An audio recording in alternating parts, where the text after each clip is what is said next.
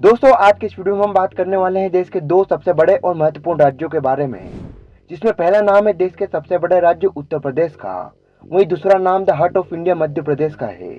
ये दो वही राज्य हैं जिन्हें अक्सर भारत में बीमारू नाम से प्रेजेंट किया जा चुका है या किया जाता है। दरअसल दोस्तों, बीमारू का मतलब किसी बीमारी आदि से नहीं है, बल्कि बीमारू एक वर्ड है जो चार राज्यों के फर्स्ट लेटर से मिलकर बना है।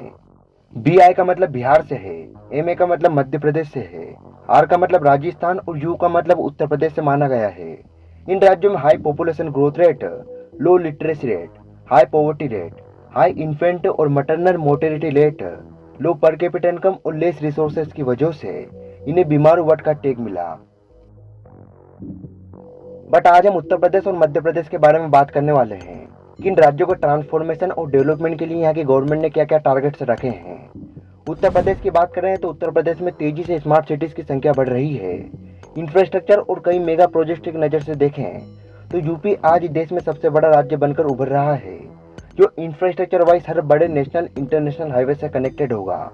यूपी में धार्मिक स्थलों का ट्रांसफॉर्मेशन भी तेजी से किया जा रहा है। तेजी से इन्वेस्टमेंट लाया जा रहा है ताकि यहाँ ज़्यादा से ज़्यादा इंडस्ट्रीज और कंपनीज लगाई जा सके और लोगों को रोजगार मिले।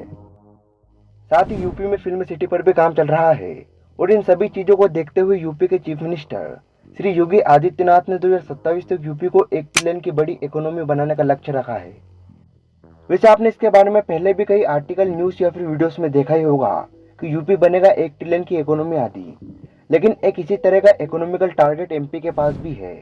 दरअसल हाल ही के कुछ महीनों पहले महाराष्ट्र के पुणे में हुई ISO इन मध्य प्रदेश में चीफ मिनिस्टर शिवराज सिंह चौहान ने एमपी के ग्रोथ और पोटेंशियल को देखते हुए साल 2026 तक मध्य प्रदेश को $550 बिलियन की अर्थव्यवस्था बनाने का लक्ष्य रखा है।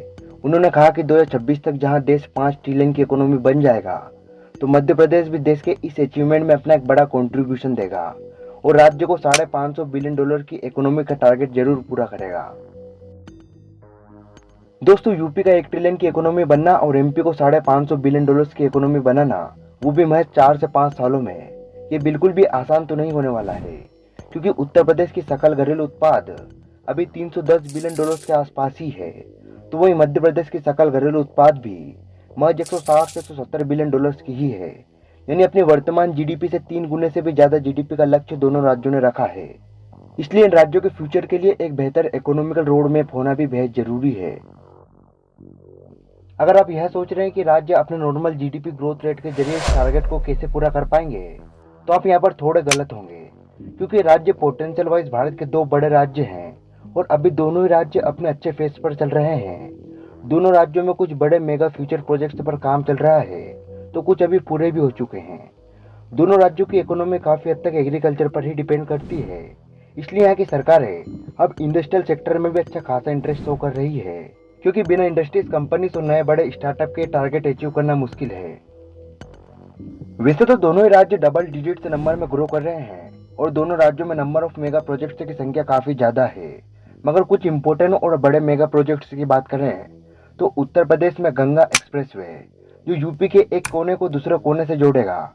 इसके अलावा Gorakhpur link expressway, Lucknow Kanpur expressway, Delhi Dehradun expressway, Gorakhpur Siliguri expressway और गोरखपुर शामिल एक्सप्रेसवे जैसे तमाम एक्सप्रेसवे पर यूपी में तेजी से काम चल रहा है, जो यूपी की कनेक्टिविटी को और अधिक स्ट्रॉन्ग करेगी, जिससे यूपी की ट्रांसपोर्ट सिस्टम और अधिक फ्लेक्सिबल और इजी हो जाएगी और यूपी को भी बाकी राज्यों की तरह बड़े बड़े बिजनेस डील से मिलेंगे और वर्क लेबर फोर्सेस तो यूपी के पास पहले से ही है।